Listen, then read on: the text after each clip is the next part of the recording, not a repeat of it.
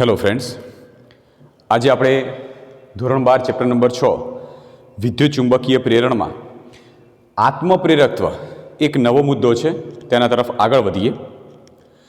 મિત્રો, આપણે છેલ્લા વિડીયોની અંદર પ્રેરકત્વ એટલે શું અને અન્યોન્ય પ્રેરકત્વનું સૂત્ર મેળવવા માટેનું આપણે એક ટોપિક સમજ્યા હતા. સૌથી પહેલાં આપણે એક રિવાઇન્ડ કરી લઈએ કે પ્રેરકત્વ એટલે શું અથવા તો પ્રેરણની ઘટના એટલે શું. તો ઘટના સમજવા માટે આપણે સિમ્પલ વિચારી લો, માની લઈએ કે આપણે એક જ ગૂંચળાની જો વાત કરીએ તો ધારો કે અત્યારે આપણી પાસે એક ગૂંચળું છે. આ ગૂંચળામાંથી આપણે પ્રવાહ વહેવડાવીએ. ગૂંચળામાંથી પ્રવાહ વહેવડાવીએ, આવી સ્થિતિમાં આની બાજુમાં આપણે એક બીજું ગૂંચળું લાવી દઈએ. હવે આ ગૂંચળામાં તમે પ્રવાહ વહેવડાવ્યો છે, તો પ્રવાહ વહેવડાવવાને લીધે એની આસપાસ ચુંબકીય ક્ષેત્ર ઉત્પન્ન થાય છે. આ ચુંબકીય ક્ષેત્રની ક્ષેત્રરેખાઓ બીજા ગૂંચળાના સંપર્કમાં આવે છે, જેના લીધે બીજા ગૂંચળાની અંદર ફ્લક્સ ઉત્પન્ન થાય છે. હવે પ્રથમ ગૂંચળામાંથી બહારથી આપેલો જે પ્રવાહ છે, એટલે વહેતો જે પ્રવાહ છે, એમાં ફેરફાર કરું તો બીજા ગૂંચળા સાથે સંકળાતા ફ્લક્સમાં, ચુંબકીય ફ્લક્સમાં પણ ફેરફાર થશે. અને ચુંબકીય ફ્લક્સમાં ફેરફાર થવાને લીધે ફેરાડેના નિયમ અનુસાર E બરાબર માઇનસ d∅dt સૂત્ર અનુસાર એમાં EMF પ્રેરિત થાય છે. હવે બીજો પોઈન્ટ સમજીએ કે આ EMF એવી દિશામાં વહેશે, EMFના લીધે, EMF પછી ખબર છે કે EMF પછી I બરાબર E/R એટલે પ્રવાહનું વહન થાય છે. તો આ EMF એવી દિશામાં મળશે અથવા તો જે વહેતો પ્રવાહ જે પ્રેરિત થશે એ એવી દિશામાં પ્રવાહ પ્રેરિત થશે કે જે પ્રથમ ગૂંચળું એના ચુંબકીય ક્ષેત્ર એટલે કે એના ચુંબકીય ક્ષેત્રમાં વધારો કે ઘટાડો એટલે કે ફેરફાર એનો વિરોધ કરતી દિશામાં ચુંબકીય ક્ષેત્ર ઉત્પન્ન થાય એવી દિશામાં પ્રવાહ વહેશે, જેને આપણે લેન્ઝનો નિયમ કીધો હતો. લેન્ઝ નામના વૈજ્ઞાનિકે શું કીધું હતું કે માની લઈએ કે કોઈ પરિપથમાંથી જ્યારે પ્રવાહ વહેતો હોય ત્યારે એના લીધે ચુંબકીય ક્ષેત્ર ઉત્પન્ન થાય, જેના લીધે ફ્લક્સ ઉત્પન્ન થાય. હવે જો વહેતા પ્રવાહને કિંમતમાં વધઘટ કરીએ તો ચુંબકીય ફ્લક્સમાં ફેરફાર થાય, એના લીધે EMF પ્રેરિત થાય અને એના લીધે પ્રવાહ પ્રેરિત થાય. આ પ્રવાહ પ્રેરિત થતો એવી દિશામાં વહેશે કે બહારથી આપેલો પ્રવાહ જેના લીધે જે ચુંબકીય ક્ષેત્ર રચાયું એ ચુંબકીય ક્ષેત્રના ફેરફારનો વિરોધ કરે એવી દિશામાં પ્રવાહનું વહન થશે. બરાબર છે, જેને આપણે લેન્ઝનો નિયમ કીધો હતો. તો આપણે પ્રેરણની ઘટનામાં એટલું સમજી ચૂક્યા કે કોઈ એક રચના, અન્યોન્ય પ્રેરકત્વમાં આપણે એટલું સમજ્યા હતા કે કોઈ એક પરિપથમાં, એક ગૂંચળામાં જ્યારે પ્રવાહ વહેવડાવીએ છીએ એના લીધે જે ચુંબકીય ક્ષેત્ર બીજા ગૂંચળામાં ઉત્પન્ન થાય છે, જેના લીધે બીજા ગૂંચળામાં ફ્લક્સ ઉત્પન્ન થાય છે અને આ ફ્લક્સના ફેરફારને લીધે EMF પ્રેરિત થાય છે. આ ઘટનાને પ્રેરણની ઘટના કીધી હતી. પ્રેરણ એટલે પ્રેરિત થવું.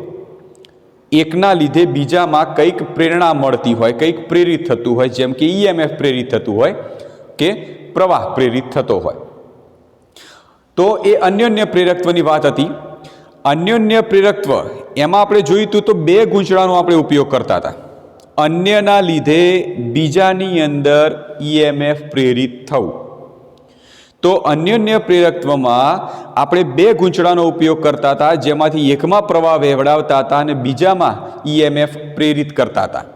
જ્યારે આત્મપ્રેરકત્વની ઘટનામાં શું કરવાનું છે તો પ્રેરકત્વની ઘટનામાં પોતાના જ કોઈ એક ગૂંચળું લઈશું અને એ ગૂંચળામાંથી પ્રવાહ વહેવડાવી અને પોતાનામાં જ એક EMF પ્રેરિત કરીશું. સમજ્યા? સમજીએ. ચલો, માની લઈએ કે અહીંયા એક ગૂંચળું છે. ઓકે, અહીંયા આગળ આપણે એક પરિપથ આખો પૂર્ણ કરી દઈએ. આટલે બેટરી લગાડી દઈએ.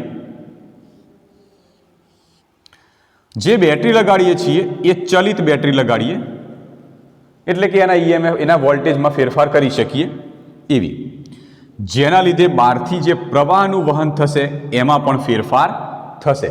ચલો, અહીંયા આગળ એક મેં રચના બતાવી છે જેમાં આપણે એક જ ગૂંચળું લીધેલું છે n આટાવાળું. હવે આ જે ઘટના રહી, આ જે પરિપથ રહ્યો, એમાં બહારથી તમે જેવો સપ્લાય આપશો એટલે અંદર પરિપથમાંથી પ્રવાહનું વહન થશે અને પ્રવાહના વહન થવાને લીધે આ દિશામાં જ્યારે પ્રવાહ વહેતો વહેતો જશે ત્યારે આ ગૂંચળાની આસપાસ ચુંબકીય ક્ષેત્ર ઉત્પન્ન થશે. એની આસપાસ ચુંબકીય ક્ષેત્ર ઉત્પન્ન થશે આવી રીતે. આ જે ચુંબકીય ક્ષેત્ર ઉત્પન્ન થયું એ ચુંબકીય ક્ષેત્રમાંથી કેટલીક ક્ષેત્ર રેખાઓ એ આ ગૂંચળાના પોતાની સાથે જ સંકળાય છે. આ જે સોલેનોઇડ અથવા તો તમે ગૂંચળું કહી દો, તો આ ગૂંચળામાંથી જ્યારે પ્રવાહનું વહન કરાવીએ ત્યારે એની આસપાસ ચુંબકીય ક્ષેત્ર ઉત્પન્ન થાય છે. આ ચુંબકીય ક્ષેત્રમાંથી કેટલીક ક્ષેત્ર રેખાઓ આ ગૂંચળાના અંદરના ભાગમાં જ એની સાથે જ સંકળાતી હોય છે, જેના લીધે આ ગૂંચળાની અંદર જ એક ફ્લક્સ ઉત્પન્ન થતું હોય છે. ચુંબકીય ક્ષેત્રના લીધે ફ્લક્સ ઉત્પન્ન થશે ફાઈ બરાબર AB cos થીટા અથવા તો BA cos થીટા સૂત્ર અનુસાર. એટલે આ સોલેનોઇડ આ ગૂંચળાની અંદર ચુંબકીય ક્ષેત્રની કેટલીક ક્ષેત્ર રેખાઓ સંકળાવાને લીધે ગૂંચળાની અંદર ફ્લક્સ ઉત્પન્ન થાય છે. હવે બહારથી આપેલા પ્રવાહમાં આ બેટરી વડે ફેરફાર કરીએ અને ફેરફાર કરવાથી આ જે ગૂંચળું રહ્યું એ ગૂંચળા સાથે સંકળાતું ચુંબકીય ક્ષેત્ર એમાં પણ ફેરફાર થશે અને એમાં ફેરફાર થવાને લીધે ગૂંચળાની અંદર સંકળાતું એટલે ગૂંચળાની અંદર ઉત્પન્ન થતું જે ફ્લક્સ છે એ ફ્લક્સમાં પણ ફેરફાર થશે અને ફ્લક્સમાં ફેરફાર થવાને લીધે આ ગૂંચળાની અંદરના ભાગમાં EMF ઉત્પન્ન થશે. આ EMF હવે જુઓ, આપણને ખબર છે કે આ જે ઉત્પન્ન થતું EMF હંમેશા ફેરાડેના નિયમ અનુસાર ઉત્પન્ન થાય, કારણ કે ફ્લક્સમાં ફેરફાર થાય તો EMF ઉત્પન્ન થાય.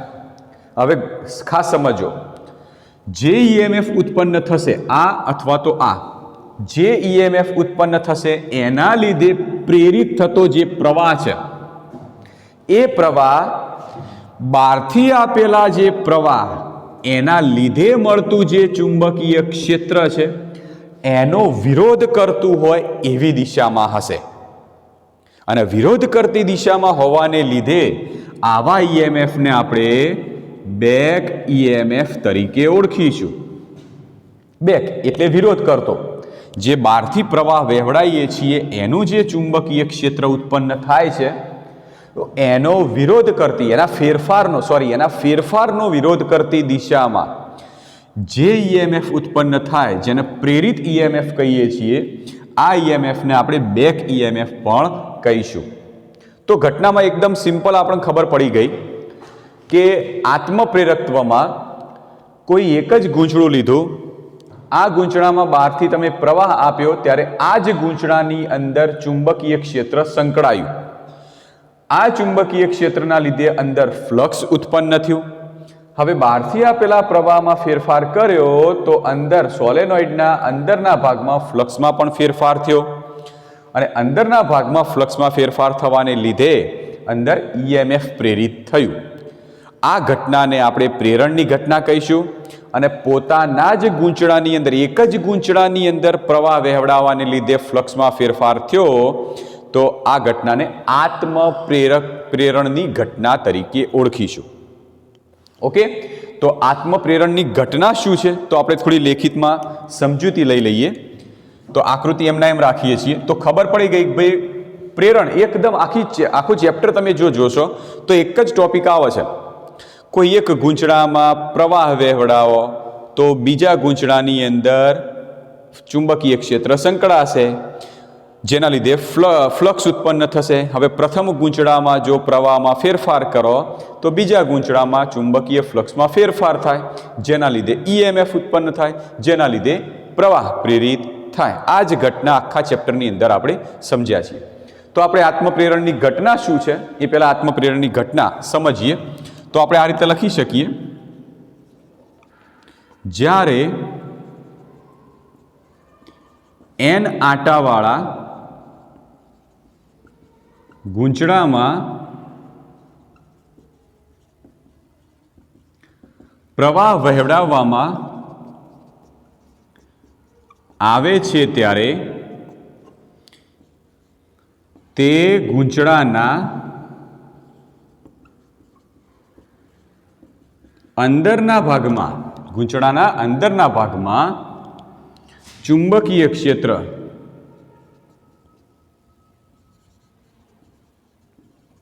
ઉત્પન્ન થાય છે. હવે ચુંબકીય ક્ષેત્ર ઉત્પન્ન થાય જેના લીધે ગૂંચળામાં ચુંબકીય ફ્લક્સ મળશે, જેના કારણે ગૂંચળાના અંદરના ભાગમાં ચુંબકીય ફ્લક્સ ઉત્પન્ન થાય છે. બીજો પોઈન્ટ, હવે જો બહારથી આપેલા પ્રવાહમાં ફેરફાર કરીએ તો ચુંબકીય ફ્લક્સમાં પણ ફેરફાર થશે. હવે જો પ્રવાહમાં ફેરફાર કરવામાં આવે તો ગૂંચળાના ચુંબકીય ફ્લક્સમાં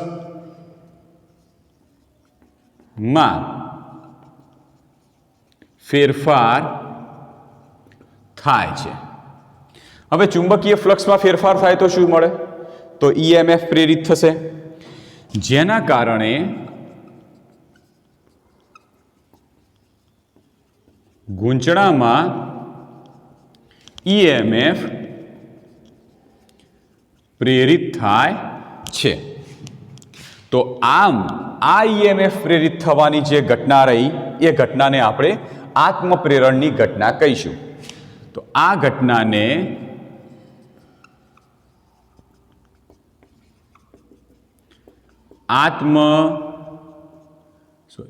પ્રેરણની ઘટના કહે છે. ખ્યાલ આવી ગયો? તો આત્મપ્રેરણની ઘટનાની સમજૂતી આપો તો આત્મપ્રેરણની ઘટના કેવી રીતે મળશે, તો એની આપણે ટોટલ સમજૂતી લીધી છે. હવે મેળવવાનું છે આત્મપ્રેરિત EMF નું સૂત્ર. અંદર જે EMF પ્રેરિત થયું પોતાની રીતે, જેને આપણે આત્મપ્રેરિત EMF કીધું હતું, તો એ આત્મપ્રેરિત EMF નું સૂત્ર મેળવવું છે. તો અહીંયા આગળ જે EMF પ્રેરિત થાય છે લખ્યું છે ને, તો આ પ્રેરિત થતા EMF ને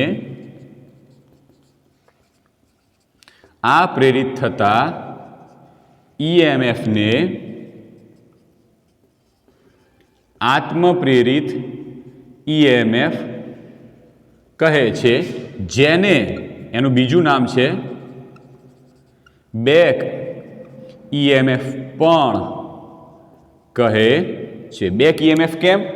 કારણ કે આ પ્રવાહના પ્રવાહમાં વધારો થાય કે ઘટાડો થાય તો પ્રવાહના ફેરફારનો વિરોધ કરતી દિશામાં EMF પ્રેરિત થાય છે. પ્રવાહ વધશે તો ચુંબકીય ક્ષેત્ર જે છે એ વધવાનું, ચુંબકીય ક્ષેત્ર વધશે જેના લીધે ફ્લક્સ વધશે તો જે EMF પ્રેરિત થશે એ આ વધારો થયો એની વિરુદ્ધ દિશામાં હશે. તો આમ ખબર પડી ગઈ કે ભાઈ EMF એ ફ્લક્સના વધારાની વિરુદ્ધ દિશામાં, એટલે કે ચુંબકીય ક્ષેત્રના વધારાની વિરુદ્ધ દિશામાં, એટલે કે પ્રવાહના વધારાની વિરુદ્ધ દિશામાં. તો પ્રવાહનો જો ફેરફાર થતો હોય એની વિરુદ્ધ દિશામાં EMF પ્રેરિત થાય છે, માટે આપણે એને બેક EMF પણ કહીશું. બરાબર? હવે આ આત્મપ્રેરિત EMF નું આપણે સૂત્ર મેળવવું છે.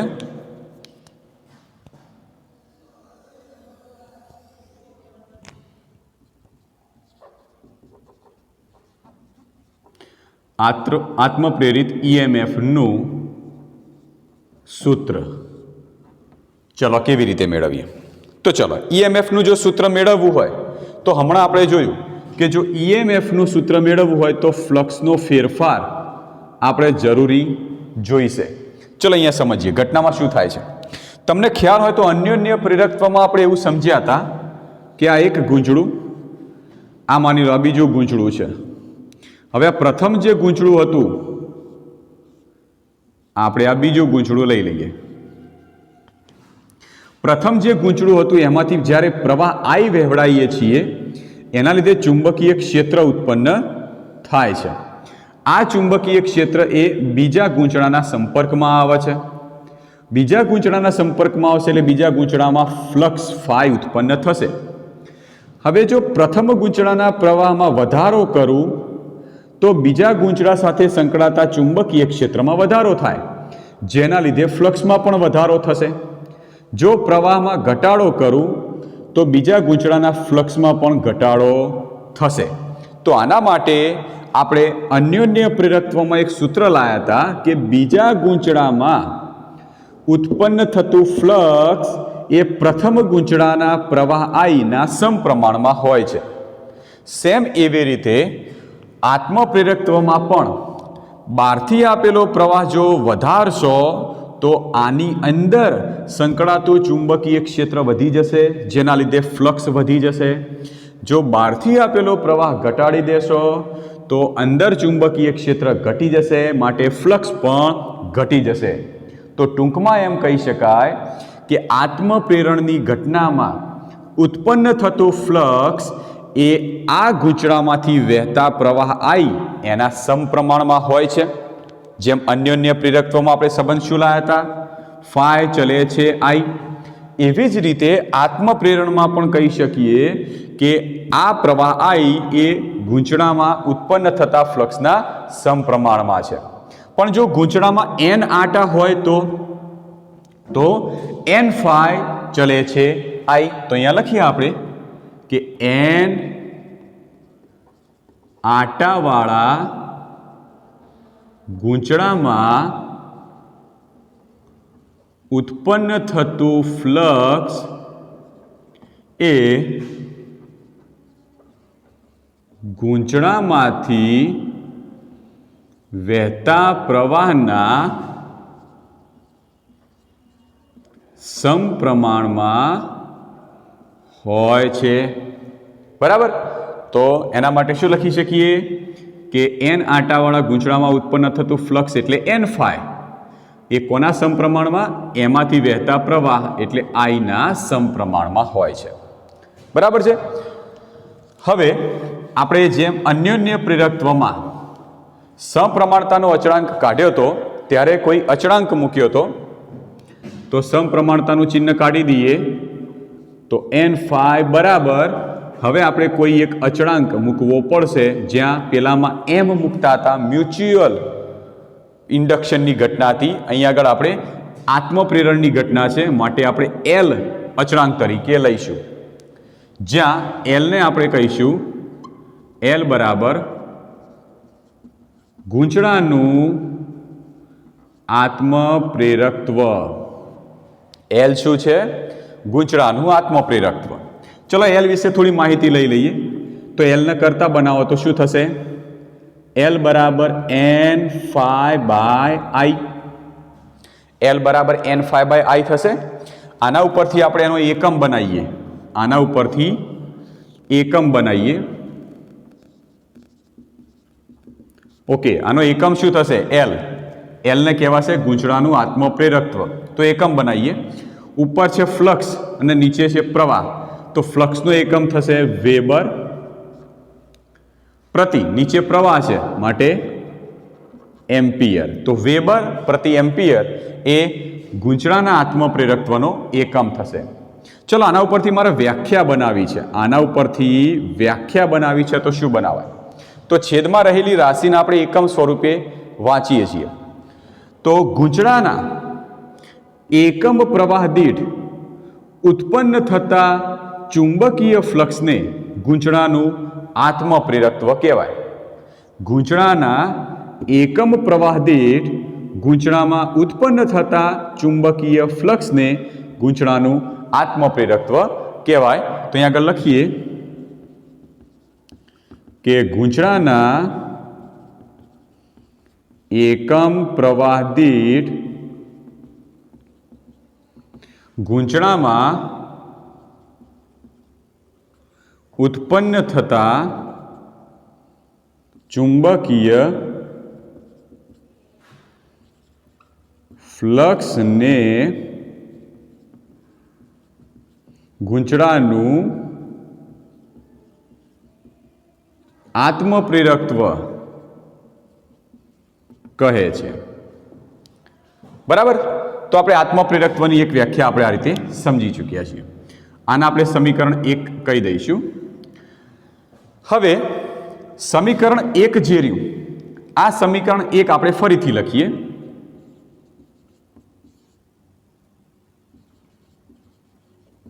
શું છે? n phi બરાબર l i.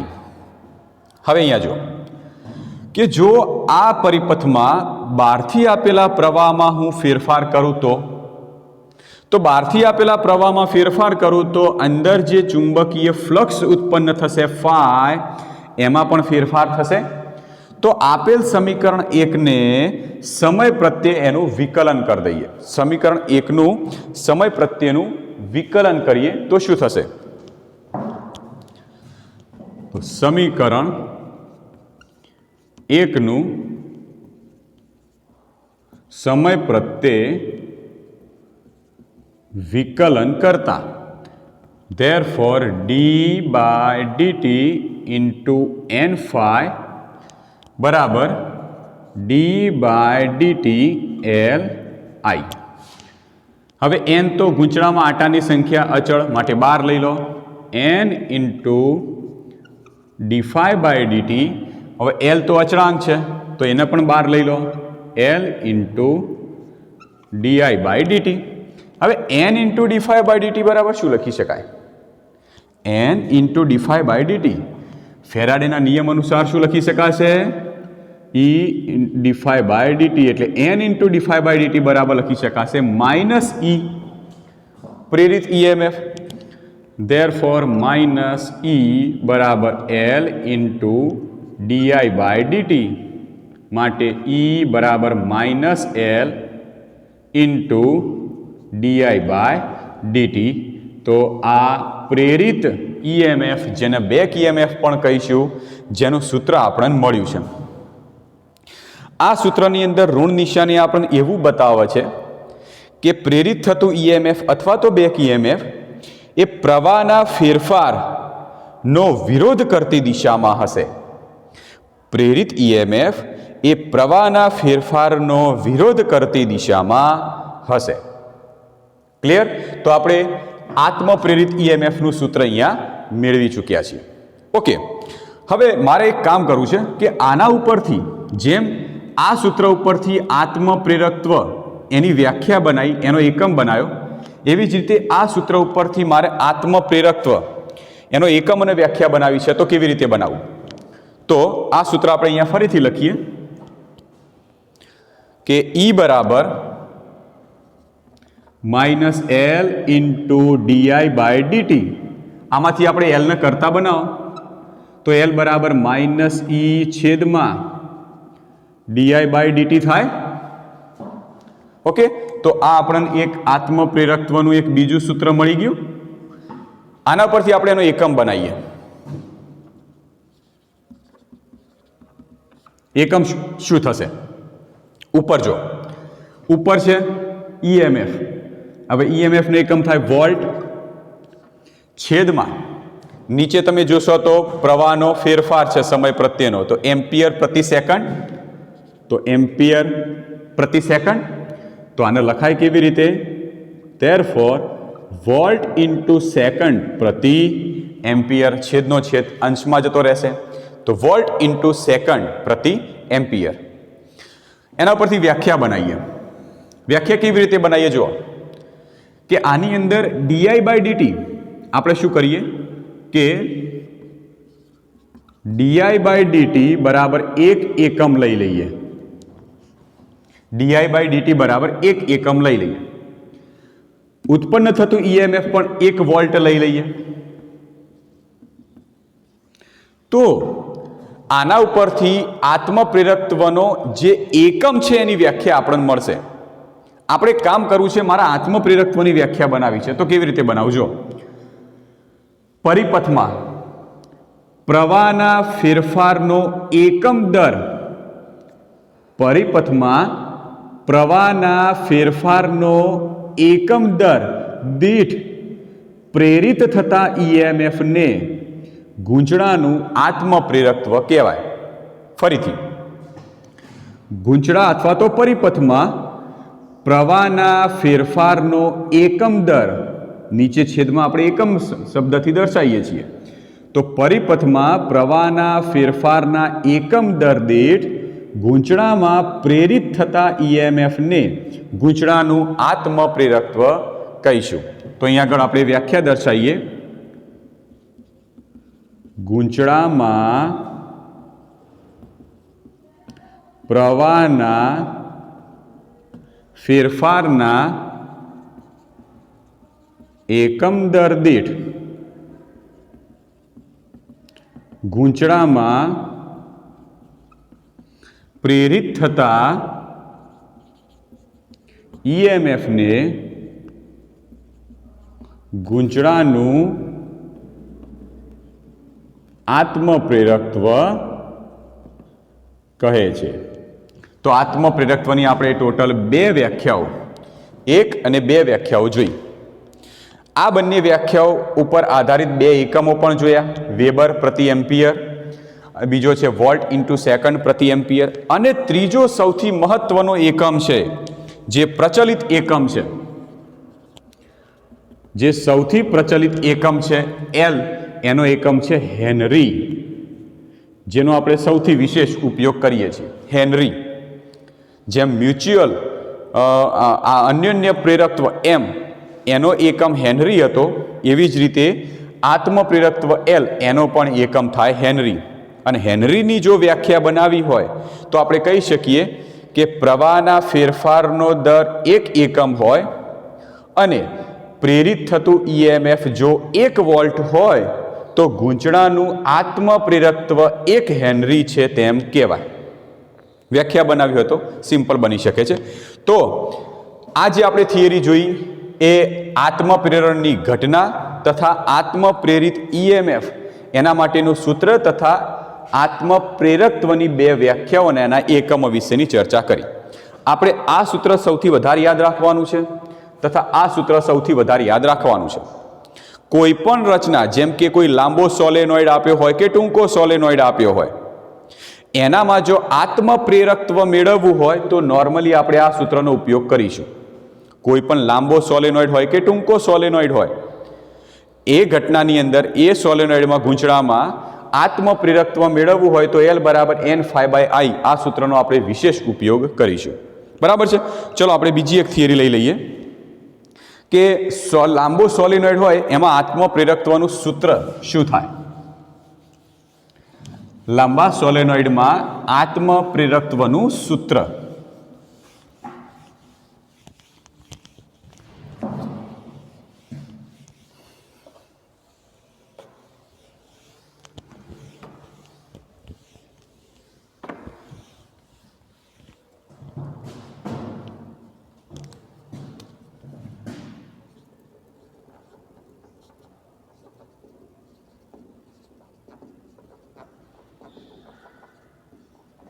લાંબા સોલેનોઇડમાં આત્મપ્રેરકત્વનું સૂત્ર મેળવો. કોઈ લાંબો સોલેનોઇડ હોય એમાં આત્મપ્રેરકત્વનું સૂત્ર શું થશે? ઓકે, તો સૌથી પહેલાં આપણે લાંબો સોલેનોઇડ લઈ લઈએ. ચલો, કોઈ કહેશે કે લાંબો સોલેનોઇડ એટલે કેવો સોલેનોઇડ? લાંબો સોલેનોઇડ એવું નામ એને કેમ આપેલું છે? ધારો કે એક સોલેનોઇડ છે, તમે આવી રીતે દર્શાવો અથવા તો તમે આમ કરી દેશો. આપણે કામ કરીએ, પાઇપ આકારનું જ દર્શાવી દઈએ જેથી તમને વધારે સમજણ પડે. આવી રીતે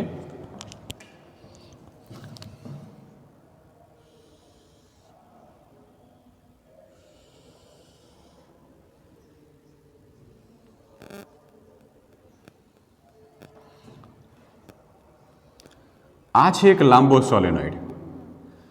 કેવી રીતે ખબર પડી કે લાંબો સોલેનોઇડ? શું ખાસિયત છે? તો લાંબો સોલેનોઇડ એટલે એવો સોલેનોઇડ કે જેમાં સોલેનોઇડની લંબાઈ એના પ્રમાણમાં એની ત્રિજ્યા બહુ જ ઓછી હોય તો તેવા સોલેનોઇડને આપણે લાંબો સોલેનોઇડ કહીએ છીએ. લાંબા સોલેનોઇડની ખાસિયત શું છે? એની ત્રિજ્યાની સરખામણીમાં એની લંબાઈ વધારે હોય, ઘણી વધારે હોય, માટે એવા સોલેનોઇડને આપણે લાંબો સોલેનોઇડ કહીશું. ઓકે, માની લો કે આ સોલેનોઇડમાં એની લંબાઈ છે સ્મોલ એલ. આ જે સોલેનોઇડ બતાવી એની જે ત્રિજ્યા છે જેને આપણે સ્મોલ આર કહી દઈએ, અને આ સોલેનોઇડનું ક્ષેત્રફળ આપણે લઈ લઈએ એ જેટલું. આ એક લાંબો સોલેનોઇડ છે. ઓકે, તો એ જેટલા ક્ષેત્રફળવાળા સ્મોલ એલ જેટલી લંબાઈવાળા અને આર જેટલી ત્રિજ્યાવાળા એક લાંબા સોલેનોઇડ માટે આત્મપ્રેરકત્વનું સૂત્ર મેળવવું છે. ઓકે, સૌથી પહેલાં યાદ કરો કે આપણે શું અહીંયા આગળ જુઓ પહેલાં કે શું મેળવવું છે. તો મેળવવું છે આત્મપ્રેરકત્વનું સૂત્ર, અને આત્મપ્રેરકત્વનું સૂત્ર થાય L બરાબર N∅/I. એનો મતલબ જો તમારે આત્મપ્રેરકત્વ મેળવવું હોય તો તમારી પાસે ફ્લક્સ, ગૂંચળાનું ફ્લક્સ તમને ખબર હોવી જોઈએ. તો ગૂંચળાનું ફ્લક્સ જો મેળવવું હોય તો ફ્લક્સનું સૂત્ર છે ભાઈ AB cos થીટા, પણ થીટા તરીકે 0 એટલે 1 થઈ જશે, માટે AB, પણ N આટાવાળું છે માટે NAB. એટલે કે જો આત્મપ્રેરકત્વ મેળવવું હોય તો મારે ફ્લક્સ મેળવવું પડશે, અને ફ્લક્સ ક્યારે મળશે? A અને B નો ગુણાકાર એટલે ચુંબકીય ક્ષેત્ર. ગૂંચળાનું જો ચુંબકીય ક્ષેત્ર B હું મેળવી દઉં તો આ ચુંબકીય ક્ષેત્ર સૂત્રમાં મૂકું તો ફ્લક્સ મળી જશે, ફ્લક્સ આ સૂત્રમાં મૂકું તો આત્મપ્રેરકત્વ મળી જશે. તો સૌથી પહેલું કામ કરવું પડશે મારે ગૂંચળામાં ઉત્પન્ન થતો ચુંબકીય ક્ષેત્ર કેટલું છે એ મેળવવું પડશે. તો શરૂ કરીએ અહીંયા કે અહીં આકૃતિમાં આપણે કહી શકીએ કે N આટાવાળા અને એક ક્ષેત્રફળવાળા L લંબાઈના સોલેનોઇડ માં I જેટલો પ્રવાહ વહે છે. એટલે આ સોલેનોઇડમાં આપણે એક કામ કરીએ, પહેલાં પ્રવાહનું વહન કરાવીએ. તો આ સોલેનોઇડનો છેડો એમાંથી I જેટલો પ્રવાહ વહેવડાવીએ. પ્રવાહ વહેવડાવશો તો જ ચુંબકીય ક્ષેત્ર ઉત્પન્ન થશે. હવે પ્રવાહ વહેવડાવવાને લીધે આ સોલેનોઇડમાં ઉત્પન્ન થતું ચુંબકીય ક્ષેત્ર કેટલું છે? તો I જેટલા પ્રવાહને લીધે સોલેનોઇડમાં ઉત્પન્ન થતું ચુંબકીય ક્ષેત્ર B. ચલો, સોલેનોઇડ એટલે કે કોઈ ગૂંચળું, અને ગૂંચળામાં પ્રવાહના વહનના લીધે જે ચુંબકીય ક્ષેત્ર ઉત્પન્ન થાય જેનું સૂત્ર શું છે? μ0 Ni. હવે આ N એટલે શું? આ N નો મતલબ થાય એકમ પ્રવાહ દીઠ આટા. આ એકમ લંબાઈ દીઠ આટા. સ્મોલ n બરાબર, જ્યાં સ્મોલ n બરાબર એકમ લંબાઈ દીઠ આટા. તો આમ લખી શકાય n બરાબર કેપિટલ N/L. તો એકમ લંબાઈ દીઠ આટાઓની સંખ્યા જેને આપણે સ્મોલ n કહીએ છીએ. તો આટલું ચુંબકીય ક્ષેત્ર ઉત્પન્ન થશે. હવે ચુંબકીય ક્ષેત્ર મળી ગયું તો ગૂંચળામાં ઉત્પન્ન થતું ફ્લક્સ આપણે લઈ લઈએ. તો ચુંબકીય ક્ષેત્રના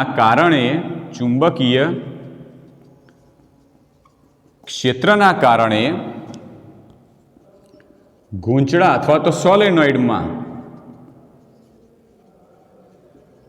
ઉત્પન્ન થતું ફ્લક્સ, તો એ ફ્લક્સ આપણે કહીએ N∅, કુલ ફ્લક્સ N∅. તો N∅ બરાબર સૂત્રમાં લખાય NAB, જ્યાં n બરાબર આમ લખી શકાશે, આ n ને કરતા બનાવીએ તો શું થશે? Small n into L. તો સ્મોલ n ઇન્ટુ એલ એ આપણે એમના એમ રાખીએ કારણ કે ક્ષેત્રફળ આપણે એ જ લીધેલું છે. બી, ચલો બી બરાબર આપણે લઈ લઈએ μ0 NI. તો ફાઇનલ આ રીતે થાય કે μ0 n સ્ક્વેર પછી AI અને છેલ્લે L. ઓકે, તો આ n5 નું મૂલ્ય મળી ગયું. હવે n5 મળી ગયા તો સીધું આત્મપ્રેરકત્વ મળી જશે. તો સોલેનોઇડમાં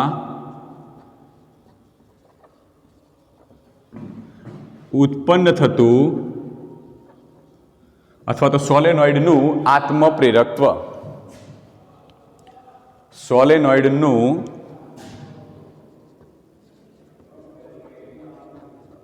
આત્મપ્રેરકત્વ L બરાબર n5/I.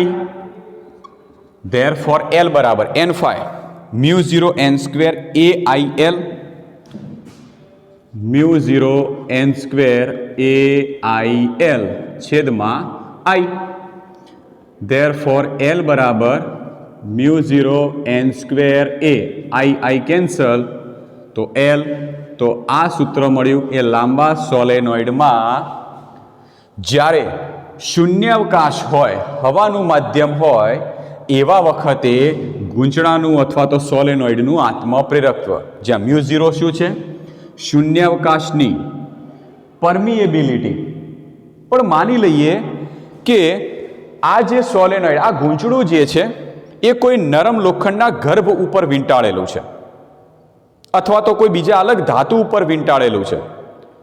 તો જ્યારે આ સોલેનોઇડની અંદરનું માધ્યમ બદલાઈ જશે તો આત્મપ્રેરકત્વનું મૂલ્ય પણ બદલાઈ જાય. માની લઈએ કે આ સોલેનોઇડના અંદરના ભાગમાં જે માધ્યમ છે અત્યારે શૂન્યાવકાશનું માધ્યમ એટલે કે હવાનું માધ્યમ છે, એના માટે આત્મપ્રેરકત્વ મળ્યું. પણ આ અંદરના ભાગમાં શૂન્યાવકાશ અથવા તો હવાના બદલે કોઈ મ્યુ પરમિએબિલિટી વાળું કોઈ માધ્યમ લઈ લઈએ તો આવા જે સોલેનોઇડ બનશે તો એ સોલેનોઇડ માટે આત્મપ્રેરકત્વ કેટલું થાય? ચલો એના માટેની આપણે ચર્ચા કરીએ કે જો સોલેનોઇડમાં મ્યુ પરમિએબિલિટી વાળું કોઈ માધ્યમ હોય તો એના માટે આત્મપ્રેરકત્વ શું થશે? તો L બરાબર μ0 બદલે થઈ જશે μ n સ્ક્વેર AL. જ્યાં મ્યુ, હવે તમને ખબર છે આપણે પહેલા ચેપ્ટરમાં જ ભણ્યા હતા કે રિલેટિવ પરમિએબિલિટી એટલે μR સાપેક્ષ પરમિએબિલિટી બરાબર જે તે માધ્યમની પરમિએબિલિટી ભાગ્યા શૂન્યાવકાશની પરમિએબિલિટી. આ સૂત્ર આપણે જોયું હતું. આમાંથી આપણે જે તે માધ્યમની પરમિએબિલિટીને કરતા બનાવો તો મ્યુ બરાબર μR ઇન્ટુ μ0 લખાશે. તો આ કિંમત આપણે અહીંયા આગળ મૂકી હોય તો મૂકી શકીએ. ધેરફોર L બરાબર મ્યુ તરીકે લઈ લઈએ μR μ0 n સ્ક્વેર AL. તો આ ફાઇનલ સૂત્ર મળી ગયું. જે તે માધ્યમ હોય સોલેનોઇડના અંદરના ભાગમાં જે તે માધ્યમ હોય એ માધ્યમના વડે જે હવે સોલેનોઇડ બનશે એ સોલેનોઇડનું આત્મપ્રેરકત્વનું સૂત્ર. ઓકે, માની લો કે તમને કોઈ દાખલાની અંદર આ સોલેનોઇડ માટે જે આ સ્મોલ n છે એ સ્મોલ n શું છે? એકમ લંબાઈ દીઠ આટા. પણ માની લો કે કોઈ દાખલામાં તમને એકમ લંબાઈ દીઠ આટા નહીં આપ્યા, તમને એમ કીધું છે કે સોલેનોઇડ છે જેમાં કુલ આટાઓની સંખ્યા આટલી છે, તમને કુલ આટા આપી દીધા છે. તો કુલ આટા આપ્યા હશે તો આ સૂત્રમાં ફેરફાર કેટલો થશે? તો તમે અહીંયાથી પણ ફેરફાર કરી શકો કે આ જે n સ્ક્વેર છે, n સ્ક્વેર બરાબર લઈ લો n/L. n સ્ક્વેર બરાબર n/L લઈ લો અને n/L લેશો તો શું થશે? n square / L square. જ્યાં એક એલ કેન્સલ થઈ જાય તો સૂત્ર શું બનશે? મ્યુ આર મ્યુ 0, અથવા તો આ સૂત્ર લઈએ તો મ્યુ 0 કેપિટલ N સ્ક્વેર એ છેદમાં સ્મોલ એલ, જો કુલ આંટા આપ્યા હોય તો. બરાબર છે? ઓકે, તો આપણે જે આ થિયરી જોઈ એ લાંબા સોલેનોઇડમાં આત્મપ્રેરકત્વ, લાંબા સોલેનોઇડના આત્મપ્રેરકત્વનું સૂત્ર છે. આ થિયરી પરીક્ષાની અંદર પૂછી શકાય. ક્લિયર? હવે જીનીટ માટે અને આપણી સમજણ માટે ને ગુજકેટ માટે કેટલાક મહત્વના મુદ્દાઓ જે નોટ સ્વરૂપના છે એ આપણે અહીં આગળ ડિસ્કસ કરીએ. મિત્રો, છેલ્લે આપણે આત્મપ્રેરકત્વના બે સૂત્રો જોયા. એક હતું L બરાબર N phi બાય I અને બીજું હતું L બરાબર minus E into E upon di by dt. આના ઉપરથી E ને જો કરતા બનાવીએ તો E બરાબર minus L into di by dt. Clear? હવે આપણે ચેપ્ટર નંબર 2-3 જે ચેપ્ટર હતા એ બધાને ભેગા કરી દઈએ. તો ચેપ્ટર નંબર 2માં આપણે અવરોધ એના માટેનો સિમ્બોલ ભણી ગયા હતા. ચેપ્ટર નંબર 3માં આવી રીતનો. ચેપ્ટર નંબર 2માં કેપેસિટર માટેનો આપણે સિમ્બોલ ભણી ગયા, સંજ્ઞા ભણી ગયા આવી રીતને. એવી જ રીતે પરિપથમાં જો કોઈ ગૂંચળું લગાડેલું હોય તો એ ગૂંચળાને લીધે એ પરિપથમાં આત્મપ્રેરકત્વ છે તેમ કહેવાય. જેમ કોઈ અવરોધની અંદર રેઝિસ્ટન્સ હોય, એટલે કે અવરોધકતા, એનું રેઝિસ્ટન્સનું મૂલ્ય હોય તો આ અવરોધને આપણે આર સંજ્ઞાથી દર્શાવીએ છીએ. એ આર મૂલ્યનો અવરોધ છે એમ કહી શકીએ. જો કોઈ કેપેસિટરમાં કેપેસિટન્સનો ગુણધર્મ હોય, જો કોઈ કેપેસિટરમાં કેપેસિટન્સનો ગુણધર્મ હોય તો તે ઘટક કેપેસિટર છે એમ કહી શકાય. ફરીથી કહું છું, જો કોઈ પરિપથમાં રેઝિસ્ટન્સનો ગુણધર્મ હોય તો એ પરિપથનો તે ઘટક અવરોધ સ્વરૂપે ઓળખાય. જો કોઈ પરિપથમાં કેપેસિટન્સનો ગુણધર્મ હોય તો પરિપથનો તે ઘટક કેપેસિટર તરીકે ઓળખાય. અને જો કોઈ પરિપથમાં અથવા તો આપણે એને ગુજરાતીમાં કહીએ આત્મપ્રેરકત્વ, જો કોઈ પરિપથમાં આત્મપ્રેરકત્વનો ગુણધર્મ હોય તો પરિપથનો તે ઘટક ઇન્ડક્ટર તરીકે ઓળખાશે, જેને આપણે એલ સંજ્ઞાથી દર્શાવીએ છીએ. સમજ્યા? જો કોઈ પરિપથમાં આત્મપ્રેરકત્વ, એલ એ આત્મપ્રેરકત્વ છે, આત્મપ્રેરકત્વનો ગુણધર્મ હોય તો પરિપથનો તે ઘટક ઇન્ડક્ટર સ્વરૂપે ઓળખાય. બરાબર છે? તો આ 3 મુદ્દાઓ ખાસ સમજવાના છે. જો કોઈ પરિપથમાં રેઝિસ્ટન્સનો ગુણધર્મ હોય તો પરિપથનો તે ઘટક અવરોધ સ્વરૂપે ઓળખાશે. પરિપથમાં જો કોઈ ઘટકમાં કેપેસિટન્સનો ગુણધર્મ હોય તો કેપેસિટર તરીકે ઓળખાય. અને પરિપથના કોઈ ઘટકમાં આત્મપ્રેરકત્વનો ગુણધર્મ હોય તો ઇન્ડક્ટર સ્વરૂપે ઓળખાય. હવે આ 3 જે રચના દર્શાવી એ 3 રચનાના 2 છેડા વચ્ચે જો વિદ્યુત સ્થિતિમાનનો તફાવત મેળવીએ તો અવરોધના 2 છેડા વચ્ચે વિદ્યુત સ્થિતિમાનનો તફાવત V બરાબર IR હતો. ખ્યાલ છે? V બરાબર IR સૂત્ર તમને જાણો છો. જો કેપેસિટરની વાત કરીએ તો કેપેસિટરમાં 2 છેડા વચ્ચે વિદ્યુત સ્થિતિમાનનો તફાવત લો તો V બરાબર Q/C હોય છે. એવી જ રીતે ઇન્ડક્ટર હોય તો ઇન્ડક્ટરના 2 છેડા વચ્ચે તમે જ્યારે વિદ્યુત સ્થિતિમાનનો તફાવત લો તો એ કેટલો મળે છે? તો એ મળે છે E બરાબર માઇનસ L ઇન્ટુ di/dt. આપણે ઘણીવાર દાખલાઓમાં ઉપયોગ કરેલો છે આ બધા સૂત્રોનો, આ 2 સૂત્રોનો, IR અને Q/C. બરાબર? હવે આગળના ચેપ્ટરની અંદર તમે કોઈ ઇન્ડક્ટર વાળો કોઈ ઘટક આપેલો હોય અને એના 2 છેડા વચ્ચે વિદ્યુત સ્થિતિમાનનો તફાવત મેળવવો હોય તો આપણે આ સૂત્રનો ઉપયોગ કરીશું.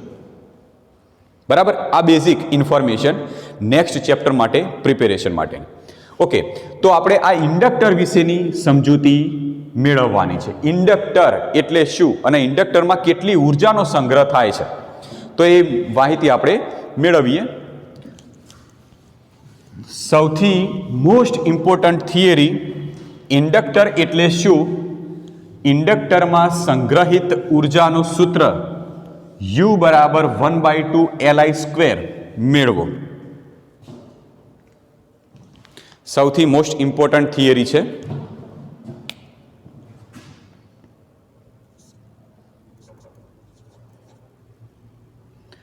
કે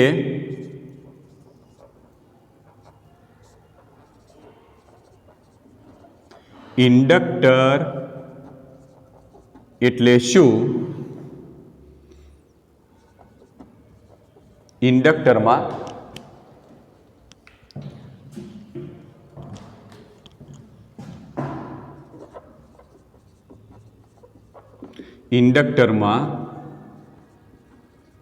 સંગ્રહિત ઉર્જાનું સૂત્ર કૌંસમાં આપી દીધું કે U બરાબર 1/2 Li² મેળવો. બરાબર, મોસ્ટ ઇમ્પોર્ટન્ટ થિયરી છે.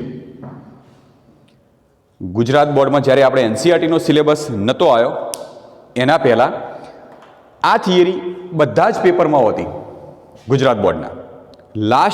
છેલ્લા વર્ષે પણ આ થિયરી પરીક્ષામાં પૂછાયેલી છે. તો આ થિયરી મોસ્ટ ઇમ્પોર્ટન્ટ થિયરી છે, પરીક્ષામાં હશે અને હશે જ. ચલો મેળવીએ કે ઇન્ડક્ટર એટલે શું. ચલો હું કહું કેપેસિટર એટલે શું તો તમે શું કહેશો કે પરિપથનો જે ઘટક કે જે કેપેસિટન્સનો ગુણધર્મ ધરાવે છે તો એ ઘટકને આપણે કેપેસિટર કહીએ છીએ. આમ હું કહું રેઝિસ્ટર એટલે કે અવરોધ એટલે શું તો પરિપથનો જે ઘટક રેઝિસ્ટન્સનો ગુણધર્મ ધરાવે છે એને રેઝિસ્ટર એટલે કે અવરોધ કહેવાય. તો આમ ઇન્ડક્ટર એટલે શું તો ઇન્ડક્ટર એટલે પરિપથનો જે ઘટક કે જે આત્મપ્રેરકત્વનો ગુણધર્મ ધરાવે છે તેને આપણે ઇન્ડક્ટર તરીકે ઓળખીશું. તો પહેલા આપણે એની વ્યાખ્યા લખીએ કે પરિપથનો જે ઘટક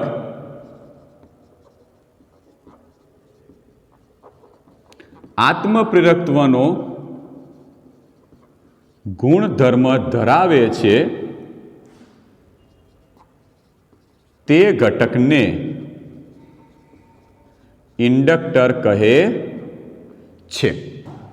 નોર્મલી ઇન્ડક્ટર માટેની સંજ્ઞા જે છે કેપેસિટર માટેની અવરોધ માટેની સંજ્ઞા જાણીએ છીએ. ઇન્ડક્ટર માટેની સંજ્ઞા આવી રીતે છે કે ઇન્ડક્ટર એ વાસ્તવમાં ગૂંચળું જ છે.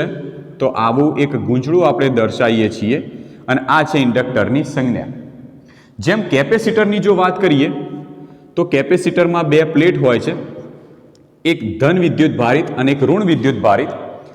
એવી જ રીતે ઇન્ડક્ટરમાં એક છેડો ધન હોય છે અને બીજો છેડો ઋણ હોય. કેવી રીતે ખબર પડી? ઇન્ડક્ટરમાં આપણે આ છેડાને કેમ ધન રાખ્યું, મારે આ ધન રાખવો છે, આને ઋણ રાખે એના બદલે આને ઋણ રાખવો છે. તો આ ધન અને ઋણ ઇન્ડક્ટરમાં નક્કી કેવી રીતે થાય છે? તો ઇન્ડક્ટરમાં જે દિશામાં પ્રવાહ જાય તો એ છેડો ધન અને આ દિશામાંથી પ્રવાહ બહાર નીકળે છે માટે આ છેડો ઋણ. તો આ છેડામાંથી પ્રવાહ અંદર દાખલ થાય છે માટે આ છેડો ધન લેવાનો અને આ છેડામાંથી પ્રવાહ બહાર નીકળે છે માટે આ છેડાને આપણે ઋણ લઈશું. તો આ સંજ્ઞા છે ઇન્ડક્ટર અને ઇન્ડક્ટરને આપણે આત્મપ્રેરકત્વની L સંજ્ઞા ઉપરથી L તરીકે ઓળખીશું. ક્લિયર? તો આ વાત હતી ઇન્ડક્ટર વિશે. હવે મારે મેળવવું છે કે ઇન્ડક્ટરમાં સંગ્રહિત ઉર્જા. જેમ કેપેસિટરમાં ખબર છે કે કેપેસિટરની બે પ્લેટ, આ બે પ્લેટ વચ્ચે ઉર્જા સંગ્રહાય છે અને એ ઉર્જાનું સૂત્ર હતું U બરાબર Q²/2C અથવા તો 1/2CV². કેપેસિટર છે તો કેપેસિટરમાં ઉર્જાનો સંગ્રહ થતો હોય છે. તો કેપેસિટરમાં જે ઉર્જાનો સંગ્રહ થતો હોય જેના માટેનું સૂત્ર હતું 1/2CV². એવી જ રીતે ઇન્ડક્ટરમાં પણ કેટલીક ઉર્જાનો સંગ્રહ થાય છે અને એના માટેનું આપણે સૂત્ર મેળવવું છે U બરાબર 1/2 Li². ચલો ઇન્ડક્ટરમાં કેવી રીતે ઉર્જાનો સંગ્રહ થાય છે તો ફરીથી આખું મગજ ખુલ્લું રાખજો કે ઇન્ડક્ટરની ઘટનામાં આપણે શું ભણ્યા કે આ ગૂંચળું હતું અથવા તો સોલેનોઇડની જો વાત કરીએ તો આ ગૂંચળું બહારથી આપણે સપ્લાય આપીએ છીએ અને જેમાં ફેરફાર કરીએ છીએ. અહીંથી ધારો કે તમે આઈ જેટલો પ્રવાહ આપ્યો, સમજો, ધ્યાનથી સમજો કે અહીંથી તમે આઈ પ્રવાહ આપ્યો, જેના લીધે આ ગૂંચળાની અંદર ચુંબકીય ક્ષેત્ર ઉત્પન્ન થયું. ચુંબકીય ક્ષેત્રના લીધે ગૂંચળાના અંદરના ભાગમાં ફ્લક્સ ઉત્પન્ન થયું. હવે બહારથી આપેલો પ્રવાહ વધારું છું તો ચુંબકીય ફ્લક્સ પણ વધશે. બહારથી આપેલો પ્રવાહ ઘટાડું છું તો ચુંબકીય ફ્લક્સ પણ ઘટશે. ટૂંકમાં પ્રવાહમાં ફેરફાર કરું છું તો ફ્લક્સમાં પણ ફેરફાર થાય છે અને ફ્લક્સમાં ફેરફાર થવાને લીધે શું મળે છે? ઈએમએફ. પણ આ ઈએમએફની દિશા ફ્લક્સના ફેરફાર અથવા તો પ્રવાહના ફેરફારની વિરુદ્ધ દિશામાં હોય છે, માટે આપણે ઋણ ચિહ્ન દર્શાવીએ છીએ. તો ગૂંચળામાં પ્રેરિત થતું ઈએમએફ એ બહારથી વહેતા જે પ્રવાહ છે એ પ્રવાહના ફેરફારનો વિરોધ કરે છે, માટે સૂત્ર આપણે મેળવ્યું E બરાબર -L × di/dt. તો ગૂંચળામાં પ્રેરિત થતું ઈએમએફ એ પ્રવાહના ફેરફારનો વિરોધ કરે છે. એટલે ટૂંકમાં એમ કહી શકો કે પ્રવાહ જો આમ જાય છે તો ઈએમએફ એની વિરુદ્ધ દિશામાં મળ્યું, બેક ઈએમએફ. એની વિરુદ્ધ દિશામાં બેક ઈએમએફ મળ્યું.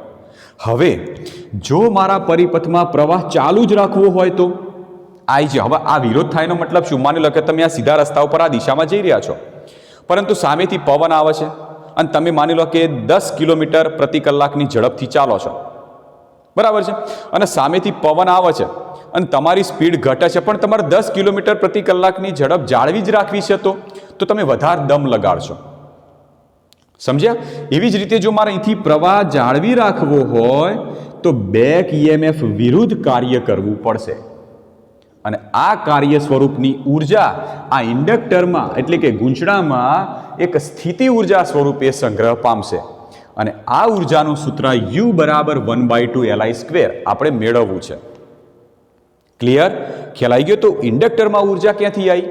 તો ઇન્ડક્ટરમાં ઉર્જા બેક ઈએમએફ વિરુદ્ધ પ્રવાહને વહેવડાવવા માટે એના ઉપર કાર્ય કરવું પડશે અને આ કાર્ય સ્વરૂપની ઉર્જા ઇન્ડક્ટરમાં સ્થિતિ ઉર્જા સ્વરૂપે સંગ્રહ પામે છે. તો આપણે એના વિશે થોડી ચર્ચા કરીએ કે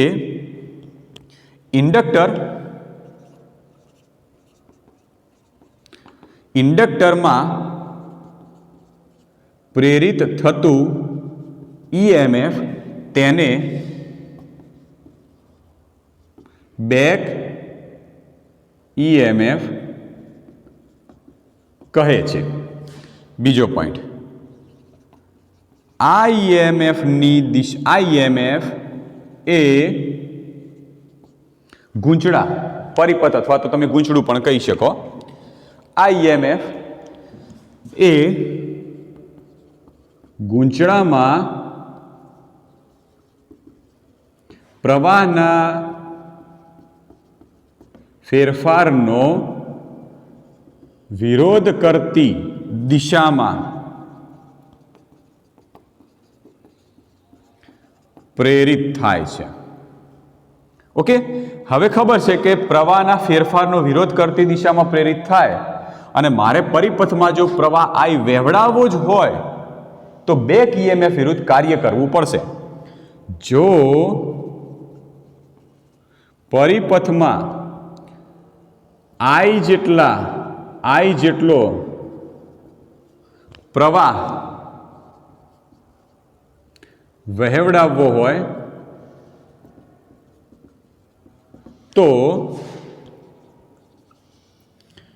બેક ઈએમએફ વિરુદ્ધ કાર્ય કરવું પડે અને આ કાર્યનું સૂત્ર આપણે લખીશું dw/dt.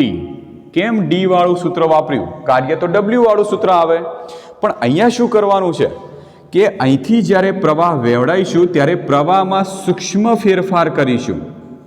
સમય સાથે પ્રવાહમાં સૂક્ષ્મ ફેરફાર કર્યો, જેના લીધે ફ્લક્સમાં સૂક્ષ્મ ફેરફાર થયો તો સૂક્ષ્મ ઈએમએફ ઉત્પન્ન થયું, તો સૂક્ષ્મ કાર્ય કરાઈએ.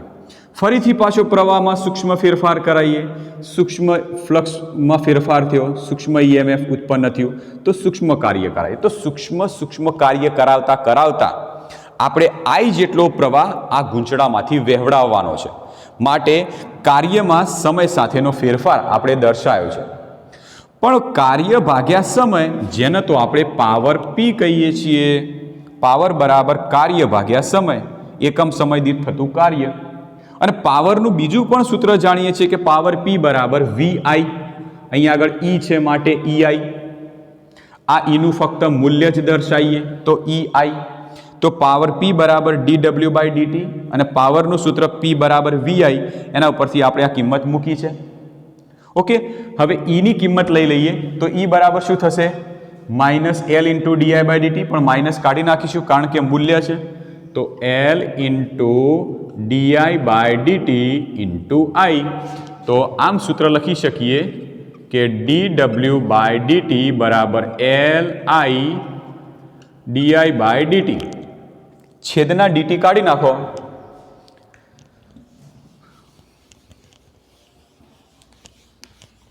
તો છેદના આ dt આપણે કાઢી દઈએ તો શું થશે? dW બરાબર LI × di. dt નીકળી ગયા છેદના. ઓકે, બંને બાજુથી. હવે આપણે આપેલ સમીકરણ જે મળ્યું એની બંને બાજુ સંકલન કરી દઈએ. આને આપણે સમીકરણ 1 કહી દઈએ. ચલો, સમીકરણ 1 ની બંને બાજુ સંકલન કરતા, ચલો તો આ બાદ સંકલન કરીએ તો સંકલન dW બરાબર સંકલન LI × di. ક્લિયર? હવે અહીંયા આગળ સંકલન dW એટલે કરવું પડતા સૂક્ષ્મ કાર્યોનો સરવાળો.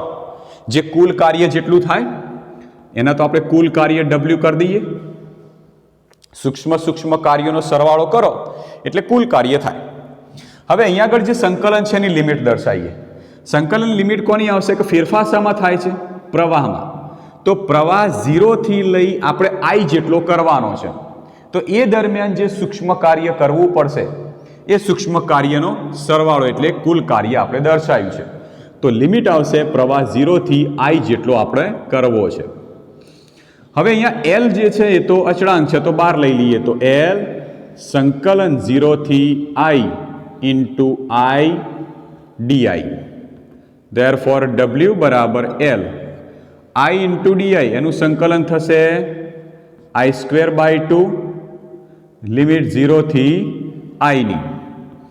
Therefore W બરાબર L, એકવાર I બરાબર I મૂકો, I બરાબર 0 મૂકો તો શું મળશે? I²/2 જ મળવાના. તો માટે W બરાબર 1/2 LI² થયા.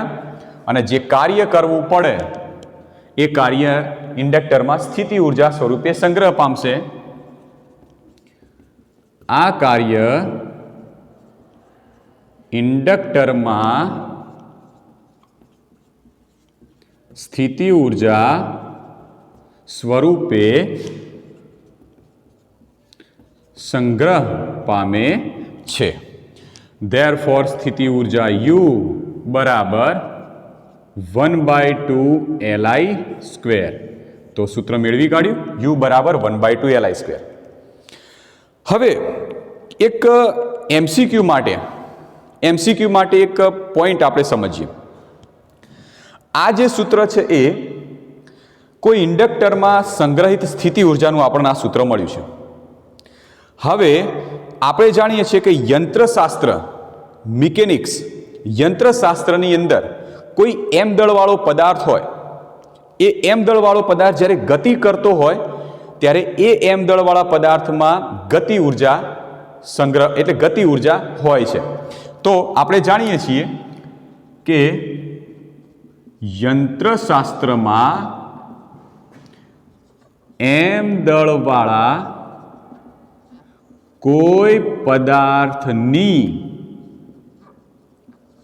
ગતિ ઉર્જા, ચલો m દળવાળો કોઈ પદાર્થ ગતિ કરતો હોય તો એની ગતિ ઉર્જાનું સૂત્ર છે 1/2 mv².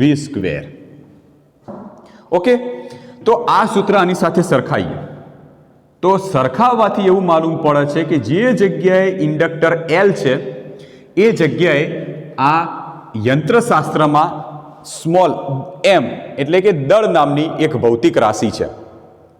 તો આમ કહી શકાય કે વિદ્યુત શાસ્ત્રમાં જે ગુણધર્મ અથવા તો જે કામ ઇન્ડક્ટર કરે છે એ યંત્રશાસ્ત્રમાં દળ એમ કરે છે. પણ આપણે જાણીએ છીએ કે દળ એમ એ તો જડત્વનો ગુણધર્મ ધરાવે છે. તો આમ ઇન્ડક્ટર પણ જડત્વનો ગુણધર્મ ધરાવશે. તો અહીંયા આગળ મુદ્દો આમ લખી શકીએ, આમ વિદ્યુત શાસ્ત્રના ઇન્ડક્ટરને સંલગ્ન યંત્રશાસ્ત્રમાં દળ એમ નામની ભૌતિક રાશિ છે. એમ પ્રશ્ન પૂછાય કે ઇન્ડક્ટર એલ ને સંલગ્ન યંત્રશાસ્ત્રમાં કઈ ભૌતિક રાશિ સામ્યતા ધરાવે છે. ઓપ્શન આપી દીધા હોય તો તમે કહી શકો કે એમ દળ નામની ભૌતિક દળ જે છે એ દળ નામની ભૌતિક રાશિ એ એના સાથે સામ્યતા ધરાવે છે. બરાબર, તો એમસીક્યુમાં પોઈન્ટ આપણે લઈ શકીએ. ક્લિયર? પણ દળ એમ એ જડત્વનો ગુણધર્મ ધરાવે છે. જો સામ્યતા ધરાવતી હોય તો દળ એમ એ દળ નામની ભૌતિક રાશિ જડત્વનો ગુણધર્મ ધરાવે છે, તો ઇન્ડક્ટર પણ જડત્વનો ગુણધર્મ ધરાવશે. બરાબર છે? તો સૌથી મોસ્ટ ઇમ્પોર્ટન્ટ થિયરી છે આ થિયરી. કોઈ જ અંદર વધારે પડતું વિચારવાનું નથી. એકદમ સ્લોપમાં આખી થિયરી આવી જાય એવી છે. સરસ મજાની થિયરી છે. તો આ રીતે થિયરી લખવાની રહેશે.